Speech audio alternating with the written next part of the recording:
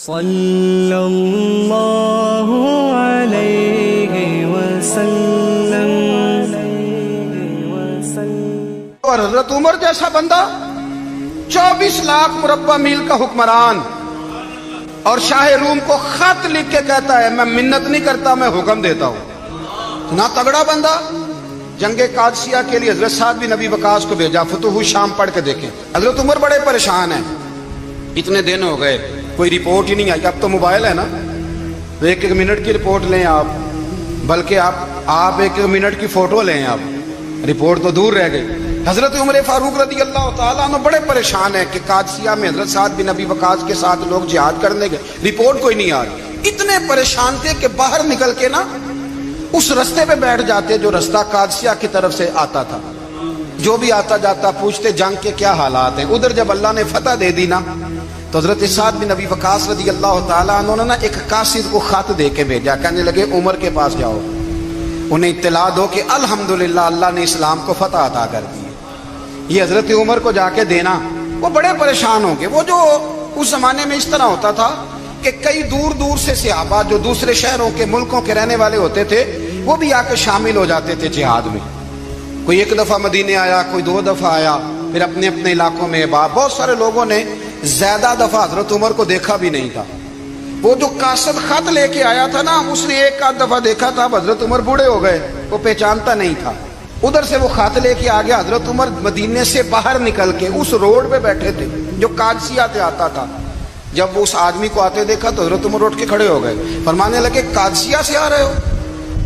وہ کیا کہتا ہے؟ پھٹے پرانے کپڑے، ٹوٹے ہوئے جوتے، سر پہ پرانی پگڑی۔ کہنے لگے غلام مدینے کے رہنے والے ہو؟ حضرت عمر کہنے لگے ہاں مدینے کا ہوں۔ کہا میں قادسیہ سے آیا ہوں، الحمدللہ اللہ نے اسلام کو فتح دے دی ہے، الحمدللہ کفر کی کمر ٹوٹ گئی ہے۔ اس نے یہ بات کر کے تو گھوڑے کو ایڑی لگائی، گھوڑا دوڑنے لگا مدینے کے۔ حضرت عمر بھی ساتھ ساتھ دوڑ رہے ہیں۔ فرمانے لگے اچھا بتاؤ خالد بن ولید کا کیا حال ہے؟ تھوڑا آگے جا کے فرمانے لگے اسامہ بن زید کیسے ہے؟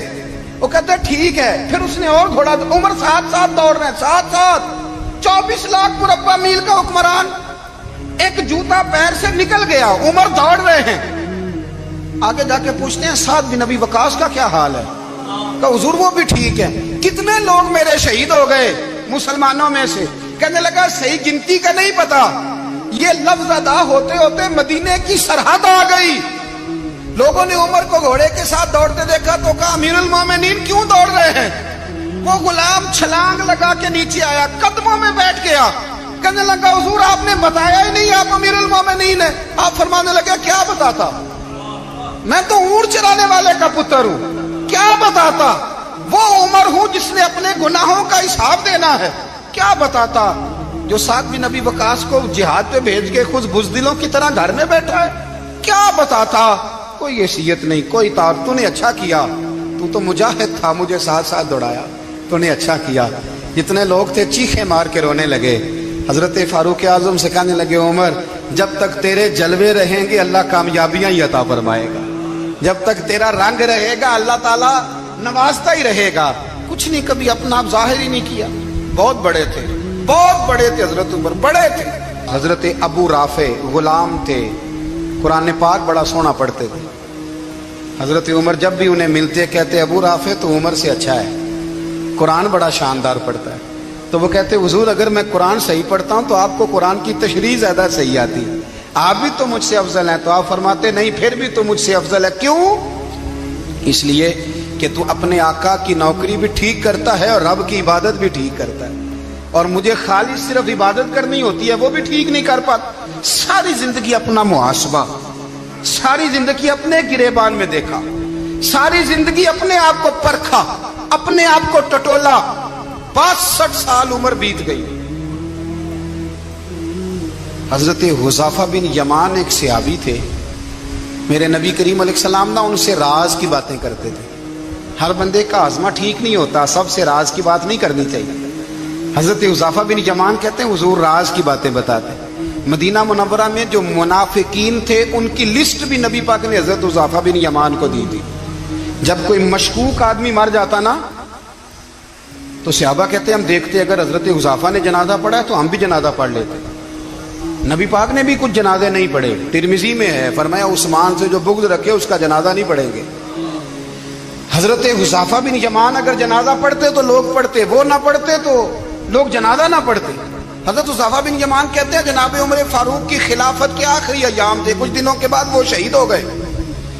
फरमाते आधी रात का वक्त था, मैं घर में सोया था बड़ा बेफिक्र, अचानक मेरे दरवाजे पे दस्तक हुई, मैं घबरा के उठा, इतनी रात को कौन आया? कहते हैं कुर्बान जाऊं, दरवाजे पे गया तो अमीरुल मोमिनीन फारूक आजम दरवाजे पे। मैंने कहा उमर कोई हुक्म था तो मुझे बुला लेते। कहने लगे मैं ना अमीर बन के नहीं आया, तेरा वीर बन के आया हूं। अमीरुल मोमिनीन की हैसियत से सरकारी काम से बुलाता तो वहां बुलाता, मुझे एक जाती काम पड़ गया।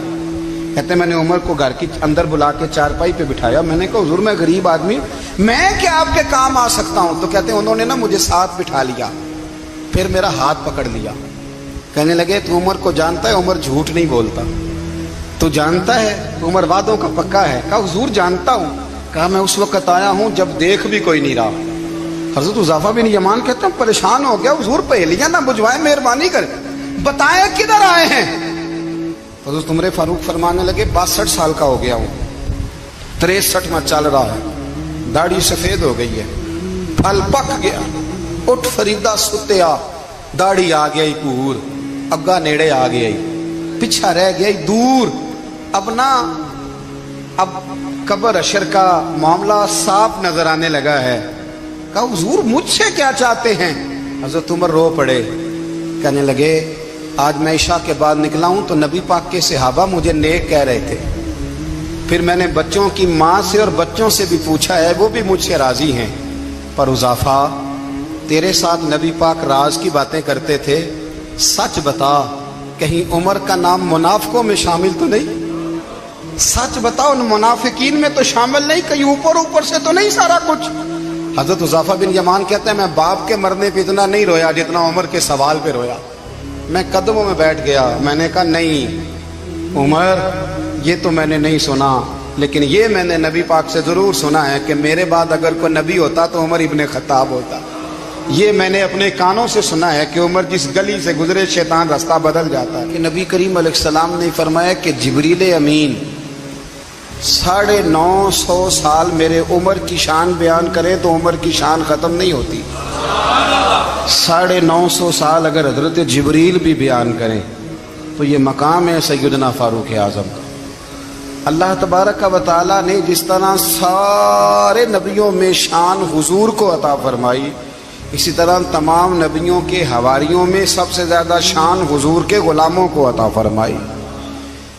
कुरान मजीद में अल्लाह करीम ने फरमाया या अय्युहल्लज़ीना आमनू कू अनफुसकुम व अहलीकुम नारा, फरमाया ए ईमान वालों खुद भी जहन्नुम की आग से बचो और अपने घर वालों को भी दोज़ख की आग से बचाओ। हज़रत उमर फारूक ने जब ये आयत नाजिल हुई तो फौरन अर्ज किया या रसूल अल्लाह सल्लल्लाहु अलैहि वसल्लम इसका क्या मतलब है कि खुद भी दोज़ख की आग से बचो और अपने घर वालों को भी बचाओ? तो नबी करीम अलैहिस्सलाम ने फरमाया उमर इसका मतलब ये है कि जिन चीज़ों का अल्लाह रसूल तुम्हें हुक्म देते हैं तुम अपने घर वालों को उन चीज़ों का हुक्म दो, और जिन चीज़ों से अल्लाह रसूल तुम्हें मना करते हैं तुम अपने घर वालों को भी उन चीज़ों से मना करो। हजरत उमर फारूक की जिंदगी में जो चीज़ आपको बहुत ज़्यादा मिलेगी ना वो ये है कि आपने जितना कड़ा एहतसाब मुहासबा बाहर वालों का किया है ना, उससे ज़्यादा बढ़ के अपना और अपने घर वालों का किया है। ये बड़ा अजीब मामला है कि हम जितने लोग हैं हमारा मेयार ये है कि सामने वाला गलत है और मैं ठीक, यानी दूसरे का बच्चा गली में नजर आ जाए तो उसकी गलतियां निकलनी शुरू हो जाएंगी, और मेरा बच्चा सारा शहर घूम आए एक टायर पे मोटरसाइकिल पे, तो हम कहते हैं कि अभी बच्चा है, इंशाल्लाह सियाना हो जाएगा। अगर अब्बा जी आज तक सियाने नहीं हुए कि इसको समझा लें, तो फिर बेटे का सियाना होना तो हो सकता है कि वो 60-70 साल लग ही जाएं। घर के अंदर जब तक तवज्जो नहीं होती, और सबसे पहले जब तक अपनी ज़ात पर तवज्जो नहीं होती, मैं कहा करता हूँ कि बाहर लेक्चर चलता है, घर में अमल चलता है। लेक्चर बाहर चलता है, घर के अंदर अमल चलेगा। बाहर तो आपने कह दिया नमाज पढ़ा करो, खत्म हो गई बात, लेकिन घर में बच्चे नमाज तब पढ़ेंगे जब उनके वालिद नमाज पढ़ेंगे। گھر میں کہہ دیا پردہ کرو، پر گھر میں بچیاں پردہ تب کریں گی جب ان کی اماں پردہ کرے گی. گھر کے اندر عمل چلتا ہے، باہر تو چلو بات بھی چل جاتی ہے. تو والد کا جب تک کردار بچے نہیں دیکھتے جب تک، اتنی دیر تک ان کا تبدیل ہونا ممکن نہیں ہوتا. حضرت عمر فاروق رضی اللہ تعالیٰ عنہ نا باہر والوں کا بھی بڑا سخت حساب کرتے تھے. بڑا ایک گورنر صاحب نے لباس بڑا شاندار پہننا شروع کر دیا تھا، تو حضرت عمر نے اتروا کے نا تو انہیں ٹاٹ کا لباس پہنا کے تو اونٹ چرانے کی ڈیوٹی دے دی. اتنا سخت احتساب کرتے. کسائی کی دکان پر بھی 1-2 گھنٹے کھڑے ہوتے تھے. جو آدمی مسلسل 2 دن گوشت خریدتا تھا نا، فرماتے تھے اس کا ٹیکس بڑھا دو، لوگوں کو دال نہیں مل رہی اور یہ روز گوشت کھاتا ہے. حضرت فاروق اعظم، اس کو جزیہ کہا جاتا تھا، یا کچھ اور معاملات ہوتے تو بڑھا دیتے تھے. مسلسل جو 2 دن آدمی گوشت کھاتا تھا، فرماتے تھے مدینے میں غربت ہے، اگر یہ والا نظام تم کرو گے تو غریب لوگ کس کی طرف دیکھیں گے. لیکن اس سے زیادہ بڑھ کر جو ان کی زندگی کا معیار اور سٹیٹس تھا وہ یہ تھا کہ اپنے گھر کا خاص خیال رکھتے، خاص توجہ کرتے. ملک شام سے اور ایران سے کچھ لوگ آپ کی خدمت میں آئے، تو وہاں سے کچھ کنیزیں بھی آئیں ان کے بادشاہ کا پیغام لے کے. شاہ ایران کی کنیز کو ملکہ نے کہا کہ نا حضرت عمر کی زوجہ کو دیکھ کے آنا ذرا کس طرح کی ہے. ہمارے ملک میں کیا کہتے ہیں، خاتون اول، باقی سارے دووں میں خاتون اول. ذرا خاتون اول کو دیکھ کے آنا. تو وہ جب آئی نا گھر میں ملنے، تو کہا کہ مجھے میری ملکہ نے کہا تھا کہ عمر کی زوجہ سے، اہلیہ سے ملاقات کر کے آنا. تو حضرت عمر کی اہلیہ نے نا ایک جوڑا کپڑوں کا دے دیا ملکہ کے لیے، اور ایک خوشبو کی شیشی دے دی. اب جب وہ تحفے وہاں گئے تو اس ملکہ نے نا کچھ سونے کا سامان بھیجا، کچھ زیورات بھیجے، کچھ تحائف بھیجے. جب حضرت عمر کے گھر آئے نا، وہ خادم لے کے آیا، اس نے کہا جی آپ کی اہلیہ نے تحفے بھیجے تھے. تو جواب میں شاہ ایران کی بیوی نے، یہاں جس ملک کا وہ سفیر تھا، انہوں نے بھی یہ بھیجے ہیں. تو حضرت عمر فاروق نا وہ تحفے لے کے گھر گئے، تو جا کے کہنے لگے اپنی اہلیہ سے، یہ تو کب سے تحفے تحائف بھیجنے لگ گئی ہے، یہ کب سے نظام شروع ہو گیا؟ تو کہ حضور تحفہ دینا لینا تو ٹھیک ہے، سنت ہے، محبت بڑھتی ہے، تو یہ کوئی قباحت نہیں، اور میں نے اپنی ذاتی استعمال کے لیے جو چیزیں رکھی تھی وہ میں نے دی ہیں. تو حضرت عمر فاروق رضی اللہ تعالیٰ عنہ فرمانے لگے ہم نے کسی ملک کے ساتھ اور اس کے بادشاہ کے ساتھ ذاتی تعلق نہیں بنانا، تعلق جو بھی بنے گا رسول اللہ کے دین کی برکت سے بنے گا. ذاتی رشتے نہیں ہم نے قائم کرنے. ذاتی آپ کے ملک کی جو ایئر لائن جس کا ہر سال خسارے کا ڈنڈورا پیٹا جاتا ہے نا، وہ ہمارے بادشاہ صاحب اور صدر صاحب اگر غیر ملکیوں کو گھوڑا کبھی بھیجنا ہو نا، گھوڑا، تو پورا ایک جہاز گھوڑا لے کے تحفے میں جاتا ہے. پورا جہاز غریب قوم کا یہ سرمایہ. اور قوم بڑی بادشاہ ہے، لائنوں میں لگ کے ووٹ دیتی ہے. 2 کام ہمیشہ لائن میں لگ کے کرنے، ایک بل لائن میں لگ کے جمع کرانا ہے، اور ایک ووٹ لائن میں لگ کے، تاکہ پھر پورے 5 سال لائن میں ہی لگے رہیں. مرضی سے آپ ووٹ دینا، پر جو بات درست ہے اس کو سنو. حضرت عمر فاروق رضی اللہ تعالیٰ عنہ نے اپنی اہلیہ سے پوچھا کتنے کا تھا وہ تیرا جوڑا اور خوشبو کی شیشی؟ انہوں نے کہا 3 دینار کی. فرمایا یہ 3 دینار تیرے، اور باقی جو تحفے آئے ہیں وہ تو خود کہہ، چونکہ اس نے تیرے نام بھیجے ہیں، تو کہہ کہ میں مال غنیمت میں دیتی ہوں، تو کہہ میں مسلمانوں کو کہہ. تو زوجہ ہنس پڑی، کہنے لگی میں نام بھی کہوں تو مجھے کہنا تو پڑے گا ہی، کہنا تو میں نے ہے ہی، کیونکہ سامنے عمر فاروق ہیں، لہذا فرمایا کہہ دیتی ہوں میں نے دیا خزانے کو. حضرت عمر نے جمع کرا لیا. بھائی یہ کیا بات ہے، میرے گھر والے جو مرضی کریں، ان کا معیار زندگی جس طرح کا مرضی ہو. اور حضرت عمر ایک جملہ کہا کرتے تھے، اللہ کرے کہ یہ باتیں اس دور حاضر میں ہماری سمجھ میں آئیں. حضرت عمر فاروق رضی اللہ تعالیٰ عنہ اپنے بچوں کو فرمایا کرتے تھے کہ بہت آدمی کو بھوک لگی ہو نا، اور پھر اس کی پسند کا کھانا پکا ہو، جتنے شوق سے وہ اس کھانے کو دیکھتا ہے نا، فرمایا اس طرح پوری قوم اپنے بادشاہوں کے خاندان کو دیکھتی ہے، اس تیزی کے ساتھ دیکھتے ہیں کہ ان کے گھر میں کیا ہو رہا ہے، ان کا معیار زندگی کیا ہے، ان کا سٹیٹس کیا ہے. آپ کے بچے دونوں کاروبار کے لیے مصر گئے، ایک بہت بڑا قافلہ گیا مدینے سے مصر تجارت کے لیے. تو یہ گئے تجارت کے لیے، تو حضرت عبداللہ ابن عمر، حضرت عبید اللہ ابن عمر، حضرت عمر کے دونوں بیٹے گئے. جناب عمر فاروق کے بچے جب وہاں پہنچے تو مصر کے گورنر نے نا لوگوں کو تعارف کرایا کہ یہ عمر فاروق کے بیٹے ہیں. ایک چھوٹی سی بات کر دوں, یہ چودھری کے بیٹے کو کون بتاتا ہے کہ تو چودھری کا بیٹا ہے؟ باہر والے بتاتے ہیں, گھر والے. اور سیٹھ صاحب کے بیٹے کو کون بتاتا ہے کہ تو سیٹھ صاحب کا بیٹا ہے؟ اور مالک کو کون بتاتا ہے کہ تو مالک کا بیٹا ہے اور یہ کرایہ دار ہے؟ یہ کون بتاتا ہے؟ یہ سوچ ہم دیتے ہیں بچوں کو. چودھری اور کمی کی سوچ, امیر اور غریب کی سوچ, مالک اور کرایہ دار کی سوچ, گھر کے مالک کی اور کام کرنے والے کی سوچ, یہ ہم دیتے ہیں. یاد رکھنا, یہ ہم دیتے ہیں, یہ ہمارا مزاج ہے. یہ باہر سے نہیں آتی. تو کوئی شہزادہ ہے, تو سیٹھ ہے, تو نواب ہے, یہ سوچ باہر سے نہیں آتی. یہ اماں سوچ دیتی ہے, اماں. یہ ابا سوچ دیتا ہے. اور پھر جب تباہی اترتی ہے تو اس کے ذمہ دار بھی باہر والے نہیں ہوتے, گھر والے ہوتے ہیں. گھر والے. ہمارے بچوں کی طبیعتوں پر زیادہ نقش باہر والوں کا نہیں ہوتا, گھر والوں کا ہوتا ہے. یاد رکھیے گا. حضرت عمر فاروق رضی اللہ, بچے ہیں, شہزادے ہیں, وہ کاروبار کرنے گئے اور وہاں بتایا گورنر صاحب نے کہ یہ فاروق اعظم کے بچے, امیر المومنین کے. لوگوں نے ان سے زیادہ مال خریدا, تجارت میں زیادہ نفع ہوا. ظاہر ہے کہ وہ آپ کے جو اللہ خیر کرے حکمران ہیں, ان کے کاروبار کتنے ملکوں میں ہیں, کس بنیاد پر ہیں؟ وہ صرف اس بنیاد پر کہ وہ حکمران رہے, ان کے لیے آسان تھا بڑے لوگوں سے تعلقات بنانا. حضرت عمر فاروق رضی اللہ تعالیٰ عنہ کے بچے ڈھیروں مال کما کے جب واپس آئے نا, تو حضرت عمر سے آ کے بچوں نے بطور محبت کا, ابا جی اللہ نے بڑا ہی فضل کیا ہے, بڑا مال کمایا الحمدللہ, یہ دیکھیں کتنا نوازا ہے. تو حضرت عمر کہنے لگے سارے قافلے نے اتنا ہی کمایا ہے, سارے قافلے نے اتنا ہی کمایا ہے؟ تو حضور نہیں, سارے قافلے نے اتنا نہیں کمایا, سب کو اتنا نہیں ملا. وہ تو وہاں گورنر صاحب نے لوگوں کو تعارف کرایا تھا کہ یہ عمر کے بچے ہیں, تو لوگوں نے پھر ہم سے بڑا ہی خریدا. تو حضرت عمر فرمانے لگے ٹھیک ہو گیا, میں بات سمجھ گیا. اس طرح کرو, جو تمہاری اصل زر تھی نا, جو راز تھی, وہ رکھ لو اور باقی سارا مال مال خزانہ میں جمع کرا دو.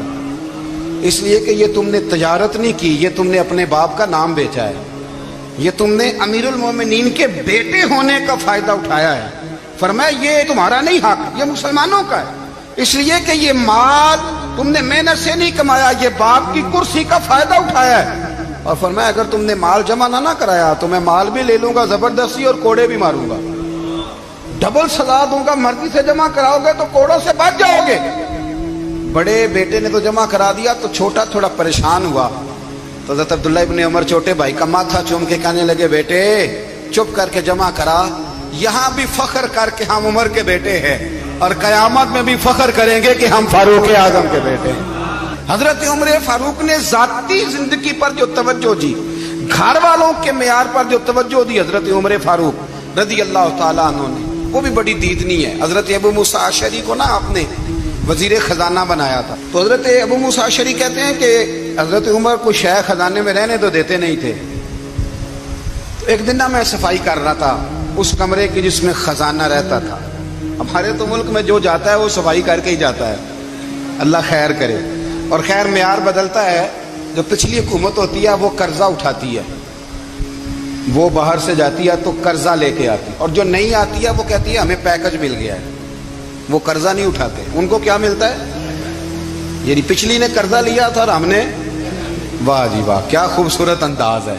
اس کا نام بدل کے نا, انہوں نے قرضہ لیا تھا اور ہم نے, میں کہا بڑے شاندار سیانے بندے ہو گئی. حضرت سیدنا ابو موسیٰ اشعری کہتے ہیں کہ میں نے نا مال غنیمت کی صفائی کی تو 1 دینار مجھے نا کہیں پڑا ہوا مل گیا.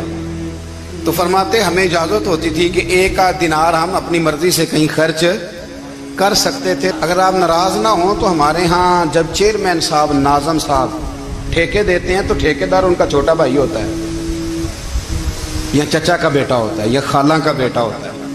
وہ خود ناظم ہوتے ہیں اور ان کا چھوٹا بھائی ٹھیکیدار ہوتا ہے. یعنی وہ نا سارا کچھ گھر کے اندر ہی رہتا ہے. گھر کے اندر ایک پیسہ دیتا ہے, دوسرا واپس اس کو واپس کر دیتا ہے, گھر کے اندر ہی. اب تو خیر ہمارے لوگ سمجھدار ہو گئے. ایک بندہ ایک سیاسی جماعت میں ہوتا ہے, دوسرا دوسری میں, اور تیسرا جس کی بھی حکومت آئی حکومت تو ہماری رہے گی نا, ایک بندہ تو ہے نا اس جماعت. یہ اچھا لوگوں نے ایک طریقہ نکالا ہے.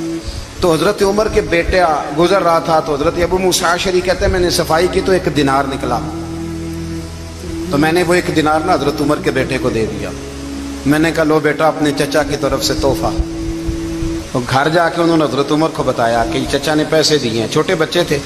حضرت عمر نے حضرت ابو موسیٰ اشعری کو بلا لیا اور بلا کے فرمانے لگے میں تو تمہیں اپنا دوست جانتا تھا اور تو نے میری اولاد کو ہی دنیا دار بنانا شروع کر دیا. میرے بچوں کو ہی تم نے دنیا دار پیسوں پہ لگانا شروع کر دیا. میں تو تمہیں یار سمجھتا تھا. فرمایا تمہیں چاہیے تھا میرے بیٹے کو نصیحت کرتے کہ بیٹا پیسوں سے رب راضی نہیں ہوتا, اس کی رضا والے کام کیے جائیں تو رب راضی ہوتا ہے.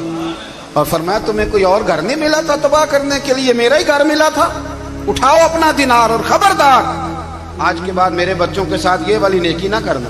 اور ہمارا کیا سٹیٹس ہے؟ دوستی ہے ہی اس سے جو تحفے زیادہ دے, جو بچوں کو خراب کرنے میں مدد زیادہ کرے اس کے ساتھ یہ رہنا. حضرت عمر نے گھر پہ اور سب سے بڑھ کر اپنی ذات پہ توجہ کی. حضرت ابو مالک رضی اللہ تعالیٰ عنہ کہتے ہیں میں عمر کے پیچھے پیچھے ایک باغ میں گیا, اکثر اس باغ میں جایا کرتے تھے. اور عمر جا کے نا تو درخت کے نیچے بیٹھ گئے اور فرمانے لگے او امیر المومنین اللہ سے ڈر جا, ورنہ جس رب نے حکومت دی ہے وہ عذاب بھی بڑا دے گا. ڈر جا رب سے. کبھی ساری زندگی حضرت عمر نے اپنا کوئی تعارف نہیں کرایا, کبھی نہیں.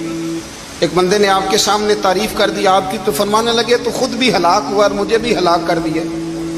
کیا ضرورت پڑی ہے میری تعریفیں کرنے کی؟ اتنی دیر میری تعریف میں لگائی. اللہ کا ذکر کرتا رب تجھے ثواب دیتا, حضور پہ درود پڑتا تو رب تیرے اوپر رحمتیں نازل کرتا. کس چکر میں ہے؟ آج جتنا اچھی کوئی خوشامد کرے اتنی اچھی وزارت ملتی ہے, جتنی اچھی اس کو جو ہے وہ چاپلوسی کرنی آیا درجہ بھی اسے اتنا ہی اچھا ملتا ہے. حضرت عمر فاروق رضی اللہ تعالیٰ عنہ آپ کے بیٹے کہتے ہیں, صاحب فتوح الشام نے لکھا ہے, آپ کے صاحبزادے کہتے ہیں میں نکلا تو میرے ابا جی نا اپنی پشت پر مشکیزہ رکھ کے کنویں سے پانی بھر کے آ رہے. میں دوڑ کے آگے گیا, میں نے کہا ابا جی مجھے دے دے. فرمانے لگے بیٹا تیرا کیا خیال ہے, کوئی اور نہیں تھا مشکیزہ بھر کے لانے کے لیے, تیرا کیا خیال ہے؟ کہا ابا جی بڑے لوگ تھے پر آپ کیوں اٹھا رہے ہیں؟ فرمانے لگے نفس نا ذرا میرا بڑا ہو گیا تھا, اسے ذرا ذلیل کر رہا ہوں, ذرا اپنا محاسبہ کر رہا ہوں. یہ مجھے کہہ رہا تھا تو بڑی چیز ہے, تو میں نا ابھی مشکیزہ گھر رکھ کے آؤں گا, پھر تیری ماں نے مجھے کہا ہے کہ گھر میں لکڑیاں کوئی نہیں جلانے کے لیے, پھر میں جنگل سے لکڑیاں کاٹ کے لاؤں گا. امیر المومنین بن کے نا تو میرا نفس تھوڑا بڑا ہو گیا. اب یقین کریں ہمارا ہاضمہ خراب ہو جاتا ہے جب تک ہمارا تعارف صحیح نہ ہو, ہمارا تعارف ٹھیک نہ ہو. میں یہ ہوتا ہوں, میں وہ ہوتا ہوں. چھوڑ, مٹی دیں تے مٹی رہنا ہی, مٹی دیں تے مٹی دیں تے مٹی رہنا ہی. ایویں کادی بلے بلے ستا اٹھ کے کوئی نہیں خوش ہوندا,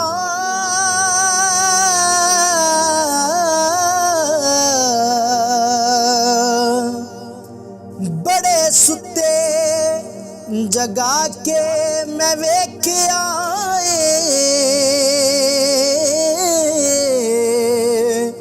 اوے کتے جیا نہیں کوئی وفادار ڈٹھا, تے ٹکر سکا بھی پا کے ویکھ آئے.